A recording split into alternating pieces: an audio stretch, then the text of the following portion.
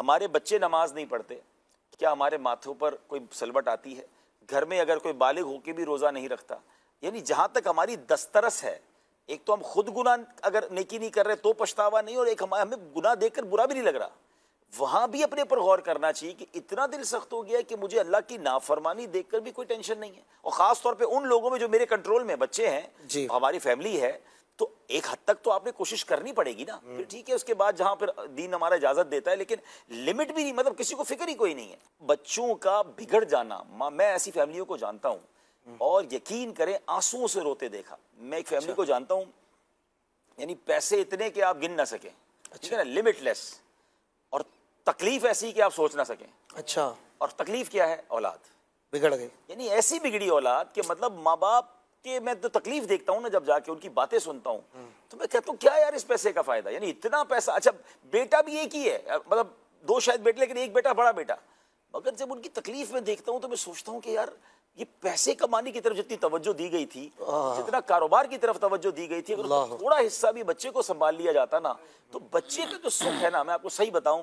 خوش نصیب ہے ماں باپ، مطلب آپ جتنے ماشاءاللہ یہ بیٹھے، مجھے پتا ہے آپ کے والدین کتنے خوش ہوں گے آپ سے، یعنی اولاد نیک ہو اور خاص طور پہ فرما بردار بھی ہو۔ یہاں یہ بھی پرابلم ہے، یقیناً ایسا بھی ہوتا ہوگا، اللہ ایسا بھی بچائے کہ بظاہر نیک نظر آنے والے بھی ماں باپ کے ساتھ سخت ہوتے ہیں، پھر وہ خود بھی غور کر لیں کہ دنیا ہاتھ چوم رہی ہے اور ماں باپ پریشان ہے۔ نہیں، آپ جتنا علم سیکھ رہے ہیں، جتنا دین پر ہیں، تو اس میں زیادہ آپ کو اپنے ماں باپ کا ادب آنا چاہیے۔ صحیح۔ تو جس کے بچے فرما بردار اور نیک ہے نا، میں کہتا ہوں بڑھاپے میں یہ جو سکھ ہوتا ہے نا، اطمینان قلب،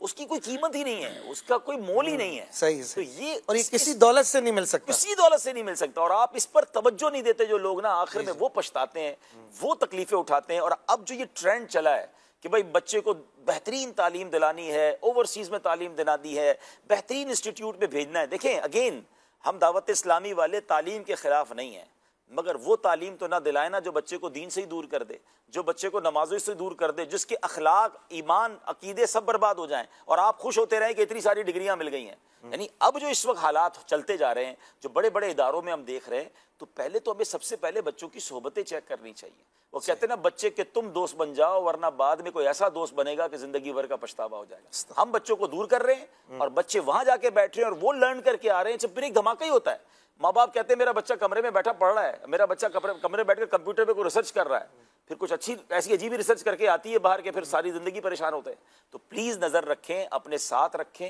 اور تربیت کے لیے ضرور کوشش کریں۔